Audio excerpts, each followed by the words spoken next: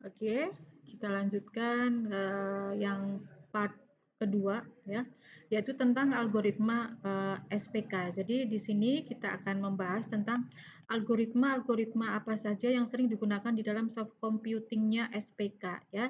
Yang pertama adalah SAW ya. Kalau adik-adik semua pernah dengar istilah SAW ya, itu adalah SAW itu simple additive weighting ya. Jadi itu salah satu algoritma yang sering digunakan untuk SPK ya.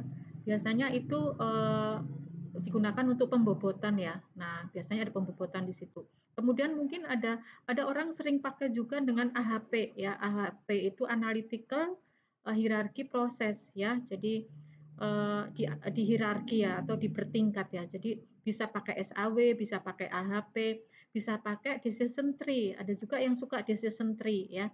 Decision tree juga bisa dipakai untuk SPK. Yang kedua adalah ID tree, iterative dichotomizer tree ya. Nah, itu juga sering dipakai juga ya. Algoritmanya 3 ini sering. Kemudian ada lagi yang untuk peramalan nih biasanya menggunakan regresi ya.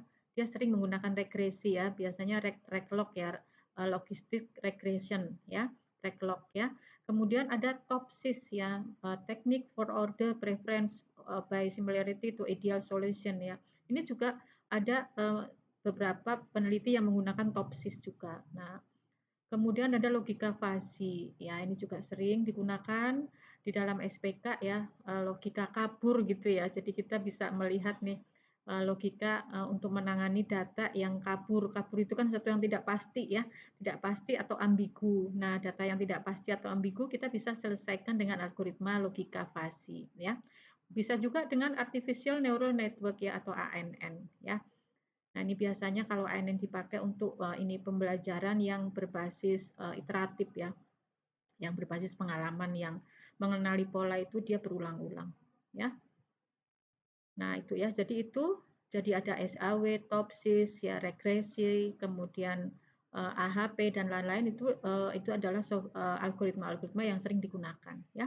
Kemudian, nah ini tadi mungkin Ibu sudah cerita tentang data gitu ya. Nah, data, jadi salah satu komponen SPK itu adalah data, model, dan pengguna, ya kan ya. Nah, data. Nah, sekarang kita lihat data. Data itu apa sih? Data itu macam-macam ya. Jadi kalau kita mau bikin SPK itu data bisa macam-macam ya. Tergantung sekarang data itu jenisnya juga semakin bertambah ya. Satu misal ya data kuantitatif.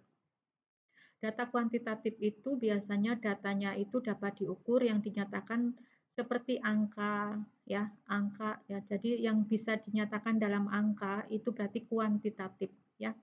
Contohnya ya seperti kita menghitung rata-rata, median, deviasi standar ya. Nah, sum misalnya gitu jumlah. Nah, itu biasanya itu kan berupa numerik ya, numerik. Jadi itu data yang angka itu namanya kuantitatif. Nah, selain kuantitatif itu ada data selain angka. Nah, kalau selain angka itu biasanya data yang dibagi dalam kategori-kategori ya. Nah, itu biasanya seperti status pekerjaan, kemudian tingkat pendidikan ya. Kemudian ada data ada bisa kategorikal, ada juga ordinal ya. Itu data kualitatif. Kategorikal itu ya ada pembagiannya, dikategorikan. Misalnya kalau gender laki-laki perempuan gitu ya. Nah, itu artinya tidak ada urutan, tidak ada urutannya apakah dia paling tinggi, paling rendah gitu nggak ada, itu kategorikal.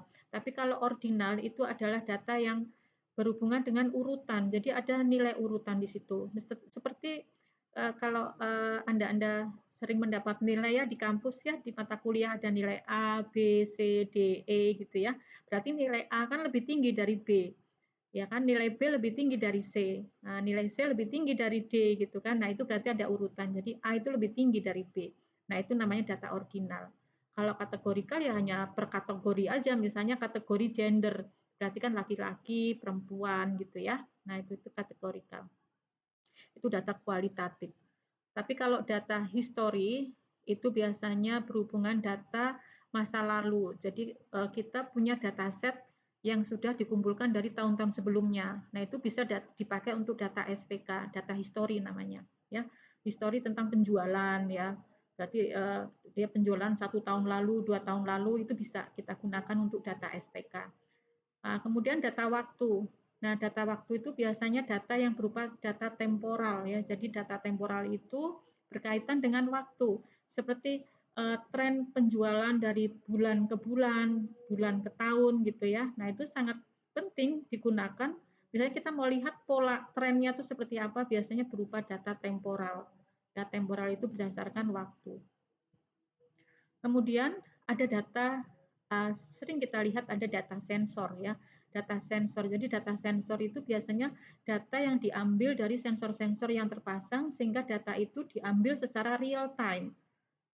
Dia ambil, kirim gitu ya. Biasanya berhubungan dengan data-data yang terpasang di IoT ya, di IoT itu ada data sensor, dia akan mengirim data secara real time. Nah, secara real time itu berarti data bisa dipakai bisa juga digunakan untuk SPK ya. Nah, ini misalnya ada data-data yang Ibu tunjukkan ini adalah data jenis data real time untuk data sensor. Nah, yang ketujuh adalah data teks ya. Data teks itu adalah data yang berhubungan dengan teks ya. Biasanya berupa komentar. Komentar sekarang itu kan banyak data teks ya. Anda bisa lihat di Twitter, di IG ya, di mana-mana yang berupa dia tuh teks ya. Nah, teks itu bisa, Bu, kenapa teks itu penting juga? Nah, teks itu sebenarnya bisa diolah untuk melihat ya. Biasanya arahnya nanti kalau data teks itu ke arah sentimen analisis. Sentimen analisis itu untuk melihat apakah nanti sentimennya itu dia positif, sentimen negatif, atau sentimen netral. Nah, itu biasanya dia nggak bisa pakai data macam-macam ya. Misal sebenarnya data teks pun bisa ya. Artinya data teks tetapi nanti diangkakan ya. Nah, itu. Jadi itulah ya. Jadi data teks itu bisa juga diolah untuk data SPK ya, yang nanti biasanya arahnya ke sentimen analisis ya, text processing gitu ya. Nanti di situ ada tekniknya, misalnya ada remove user, ada normalisasi, ada case folding, ada tokenize ya, ada stopwatch removal, ada stemming. Nah, ini adalah proses-proses untuk mengolah kata ya. Karena memang mengolah teks lebih susah daripada mengolah angka ya. Makanya teks itu butuh suatu perlakuan khusus sehingga nanti dia bisa dihitung. Ya, karena tahu sendiri yang namanya teks itu kan sering ada kata imbuhan, sering mungkin ada kata yang tidak ada makna gitu ya, ada kalimat yang mungkin negasi dan lain-lain. Nah, itu yang menyebabkan pengolahan data teks itu lebih rumit dari mengolah data angka ya. Nah, itu jadi kita sudah tahu ya. Jadi data dari SPK itu bisa data kuantitatif, kualitatif, data histori, data temporal, data sensor, data teks itu ya. Kemudian yang terakhir adalah data spasial ya. Data spasial itu penting juga ya. Jadi bisa juga sekarang itu sudah berkembang yang namanya data spasial. Karena sekarang sudah banyak teknologi-teknologi yang ke arah spasial ya, ke arah spasial. Jadi data geografis, misalnya ada GIS ya, Geographical Information System, itu banyak tools-tools juga yang ke arah geografis, yang data itu nanti tidak berupa data teks ya, tetapi data spasial. Nah, data spasial itu nanti gabungan antara data-data yang ada di mapping seperti ini nih. Biasanya ada vektor-vektor ya, ada data raster. Nah, ini jadi data-data yang sepertinya menarik sekali nih, ada gambar-gambarnya berlayar-layar ini sebenarnya dia adalah vektor ya. Nah, vektor-vektor itu yang nanti kita olah menjadi data spasial ya. Nah, ini sering nih digunakan untuk ya data-data GIS ya, untuk GIS-nya itu. Oke ya, jadi kita udah tahu data apa saja yang sering digunakan untuk di SPK. Nah, kalau kita sudah tahu datanya ya, data apa saja jenis-jenisnya, kemudian kita bisa lihat softwarenya nih. Bu, apakah softwarenya itu seperti biasa kita pakai apa gitu ya, kita pakai PHP atau pakai, nah ini beda ya. Jadi pemrograman kita yang ke arah SPK itu berbeda dengan pemrograman yang tradisional ya, yang konvensional, yang biasa. Misalnya berbasis mobile atau berbasis web gitu ya.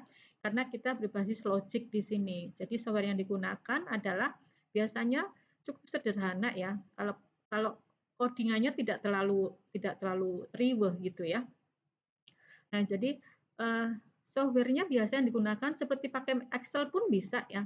Excel itu mudah digunakan itu, karena di Excel itu kita bisa coba kamu pakai data ya, dataset yang kita masukkan di Excel. Jadi data data itu kan sebenarnya selain kalau kita menyimpan data bisa di Excel, bisa di CSV gitu ya. Nah, di Excel itu bisa kan kita melakukan banyak hal di situ ya. Itu ada visualisasi data juga ada gitu ya, pivot point juga, pivot juga untuk tabel-tabel pivot ada, pembuatan apa sih diagram juga banyak gitu ya. Perhitungan-perhitungan juga bisa dilakukan apapun di situ, yaitu biasanya Excel ya. Ada juga yang tidak pakai Excel tetapi pakai SPSS. Ya, boleh juga ya. SPSS lebih bagus dari Excel karena dia punya antarmuka yang lebih lebih familiar ya. Kita lebih bisa menggunakan ya. Kalau Excel kan dia hanya tabel-tabel, kolom-kolom dan kita hanya nulis formula gitu ya. Nah itu. Kemudian nomor 4 adalah bahasa R dan Python, bahasa Python. Nah ini yang sering digunakan ya. Ini banyak peneliti dan banyak juga mahasiswa yang sudah menggunakan bahasa R atau Python ya. Nah Python itu gunanya untuk memodelkan ya. Nah biasanya di machine learning ya, deep learning itu menggunakan Python atau R. Nah itu jadi keunggulannya dia adalah open source dan memiliki komunitas yang besar nih. Jadi sudah mungkin ini para adik-adik semua mungkin sudah pernah coba ya pakai Python ya. Nah, Python itu bisa juga digunakan untuk memodelkan satu prediction atau clustering atau klasifikasi itu bisa pakai Python ya. Bisa juga pakai MATLAB ya. MATLAB juga bisa digunakan ya. Karena juga bisa digunakan untuk melihat akurasi, untuk melihat apa namanya tren, analisis tren dan lain-lain gitu ya. Untuk menghitung apapun bisa juga pakai MATLAB. Bisa juga menggunakan ini bisa juga menggunakan DSS software ya. Ada banyak DSS software yang ada di sekarang di sekitar kita. Misalnya ada Decision Support System for Agrotechnology Transfer. Jadi ada DSSAT ya. DSSAT itu satu software yang khusus dirancang untuk agroteknologi ya. Ke agroteknologi namanya DSSAT ya. Atau juga what if analysis tools ya. Jadi untuk DSS itu bisa pakai itu ya. Kemudian bisa juga nih yang mungkin adik-adik pernah pakai Tableau, ya pakai Tableau. Jadi Tableau itu juga dia satu software yang memang interaktif dan langsung bisa kita pakai ya. Itu biasanya dipakai untuk visualisasi data, untuk menganalisis ya. Jadi untuk satu data yang jumlahnya besar, kita bisa bikin visualisasi untuk menganalisis bagaimana pemodelan datanya, bagaimana trennya datanya, bagaimana polanya. Bisa pakai Tableau. Bisa juga expert choice ya. Jadi software yang digunakan bisa juga dalam bentuk expert choice itu biasanya digunakan kalau kita menggunakan AHP ya. Nah, bisa pakai expert choice ya.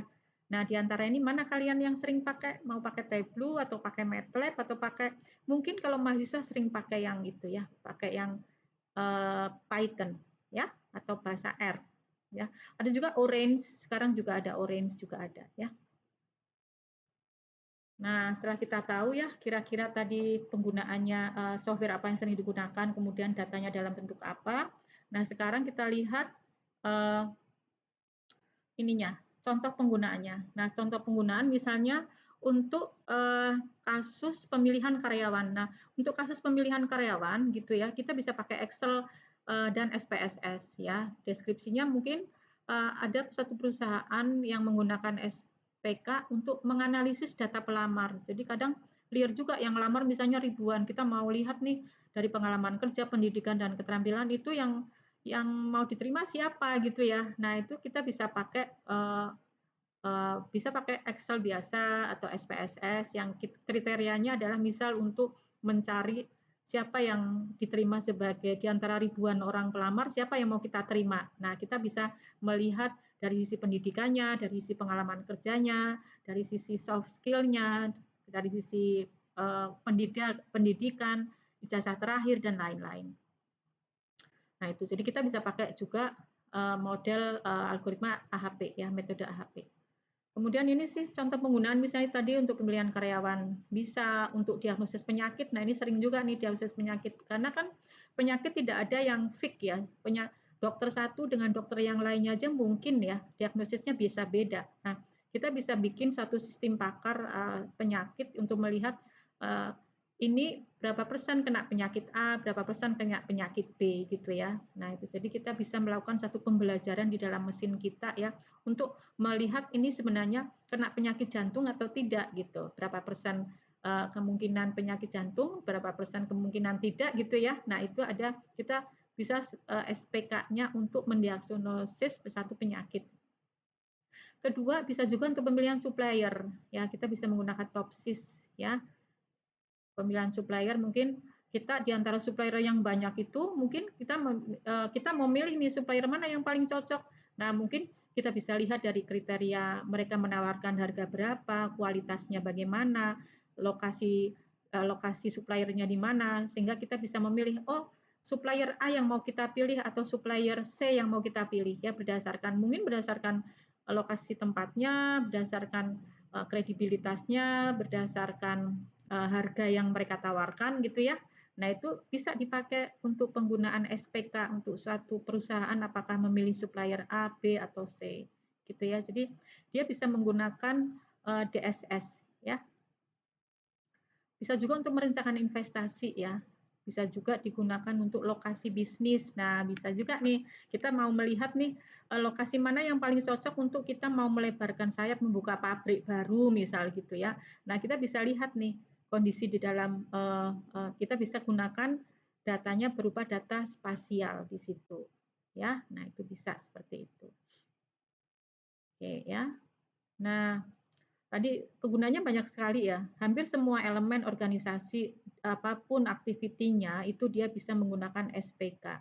Yang penting dia ada data, ada model dan ada pengguna dan tujuannya mau apa. Nah, ini tujuannya di sini sebenarnya ya. Jadi tujuannya tadi itu apakah untuk pemodelan atau untuk prediction atau untuk simulasi gitu ya. Nah, itu yang tadi kita sudah bahas. Nah, sekarang kita sampai ke ini teknik algoritma yang dipakai di SPK. Nah, tadi kita udah lihat ya, algoritmanya itu macam-macam ya, yang kita bisa ada SAW, ada decision tree, ada regresi linier gitu ya. Ada Topsys, ada AHP gitu ya. Bisa fuzzy,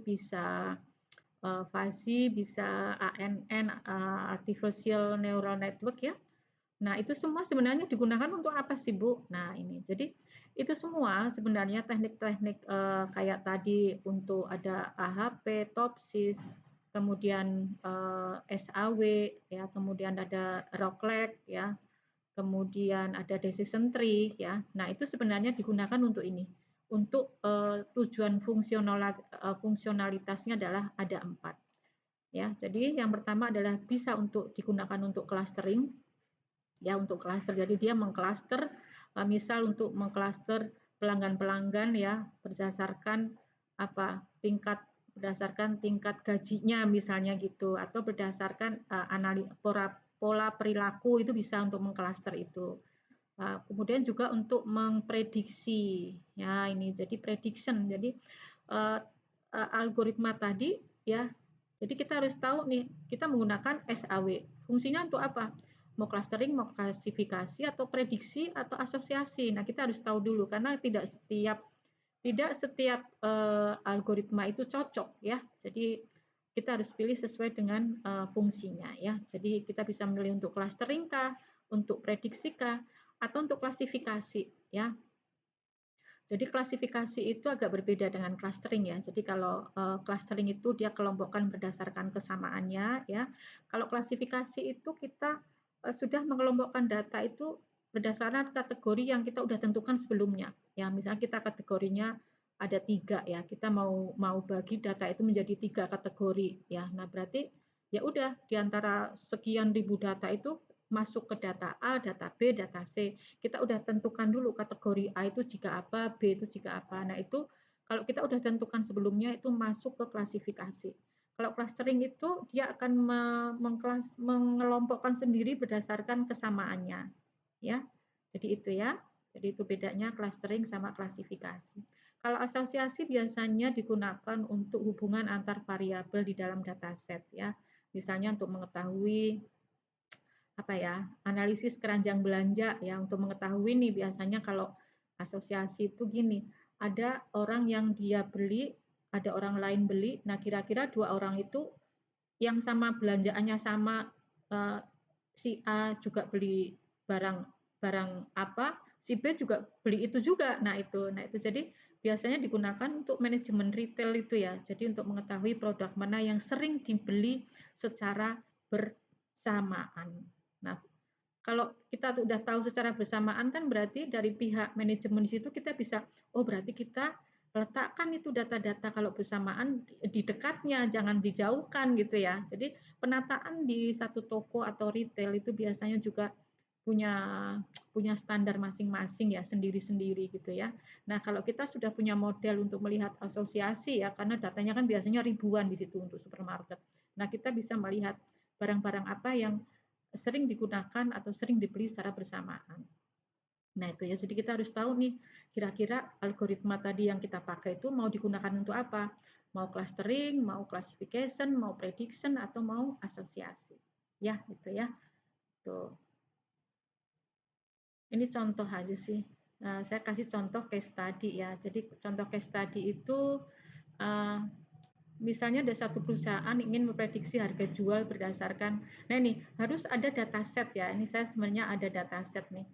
Saya ada dataset yang di sini dia pengen memprediksi ada satu PT ya, ada perusahaan properti yang pengen dia menjual suatu unit rumah dan dia harus memprediksi kira-kira berapa harga yang paling pas untuk harga jual dari unit rumah tersebut ya. Makanya dia berbantukan SPK ini. Nanti ada datasetnya ya. Saya punya dataset house price dataset ya. Di sini merupakan data kotor. Nah, ada juga di sini misalnya ya, di sini ada sudah saya tentukan misalnya anggarannya tidak boleh lebih dari 300 juta, waktu penyelesaiannya itu 3 bulan, kemudian performan prediksinya diharapkan lebih dari 75%. Nah, ini sudah kita tentukan di dalam proses bisnisnya ya. Ada juga yang tadi kita selain mencoba memprediksi harga jual per unit rumah, bisa juga misalnya kita mau melihat nih, kan orang-orang kan kadang pelanggannya pada beli secara kredit ya. Nanti kita bisa melihat nih, orang itu kira-kira kreditnya mau macet atau tidak gitu ya. Nah, jadi kita udah sediakan ya yang namanya dataset yang kedua namanya kredit approval ya. Ini masih data kotor. Kenapa saya tulis di sini kotor? Karena di sini kita hanya ambil dataset dari sumber-sumber sumber-sumber data yang free ya, misalnya dari Kaggle atau dari UCI dan lain-lain. Nah, ini kita bisa ambil. Nah, ini nanti kita lihat ya contohnya ya. Nah, ini contohnya. Ini contoh-contoh dari data-data set yang sudah saya berikan tadi ya. Yang credit approval itu ada banyak fitur di sini ya. Untuk kredit approval itu ada nama nasabah, jenis kelamin, umur, jumlah pinjaman, jangka waktu, jumlah angsuran per bulan, tipe pinjaman, jenis pinjaman, sektor ekonominya, kemudian golongannya apa, golongan debitur, golongan penjamin, saldo nominatif, tunggakan pokok, dia ada nggak tunggakan pokok, tunggakan bunga, sampai di sini adalah labelnya ya, labelnya itu status kreditnya, apakah dia macet atau lancar. Nah ini, nah kalau kita punya data seperti ini, kita bisa lihat apakah seseorang itu nanti dia boleh kredit atau enggak. Jangan sampai di sini kelihatan macet, kita bolehin gitu untuk kredit. Nah, kemungkinan dia nanti macet juga gitu ya. Nah, itu jadi jangan sampai ya. Nanti kita ada proses yang namanya nanti ada pre-proses, ada telaah data, kita lihat ini datanya masih kotor, bagaimana memprosesnya gitu ya sampai data itu bersih dan nanti kita tahu yang pertama tadi data yang bersih atau data yang akurat itu akan menghasilkan satu knowledge yang bagus juga ya interpretasi datanya juga bagus ya tapi kalau datanya masih kotor hasilnya juga nanti nggak akurat ya makanya data yang sebanyak ini nih sampai 10.000 lebih ini bisa kita harus lakukan namanya pre-processing atau cleansing data sehingga tidak semua data kita gunakan hanya data-data yang kita gunakan itu yang mana kemudian mungkin ada data-data yang apa ya yang tidak normal outlier kemudian ada yang duplikat ada yang masih miss gitu ya nah kita harus apakan ya ini adalah langkah-langkah yang mungkin akan kita pelajari di tema nanti data mining ya kalau ini kan masih SPK ya. Jadi di SPK nanti untuk bagaimana caranya mengolah data ini nanti ada di pertemuan data mining ya, namanya pre-processing. Nah, ini contoh kasus tadi juga. Nah, tadi ya misalnya untuk klasifikasi dia menggunakan decision tree, SVM atau logistic regression untuk memprediksi apakah seorang calon debitur itu apakah dia nanti macet atau enggak ya gitu. Nah, gitu ya. Nah, biasanya model menggunakan confusion metric, akurasi, precision, recall dan F1 score. Ya, kemudian biasanya ada model itu bisa dikatakan bagus jika dia memang ada ambangnya. Kita mau ambang berapa? Ya, misalnya akurasinya di atas 80, dia berarti modelnya udah bagus gitu ya. Jadi kita tetapkan dulu nih ambang batasnya atau kriteria kesuksesan dari model kita ya. Nah, itu. Nah, dari situ ya, dari semua yang sudah saya jelaskan sebenarnya ini ada kata kunci ya.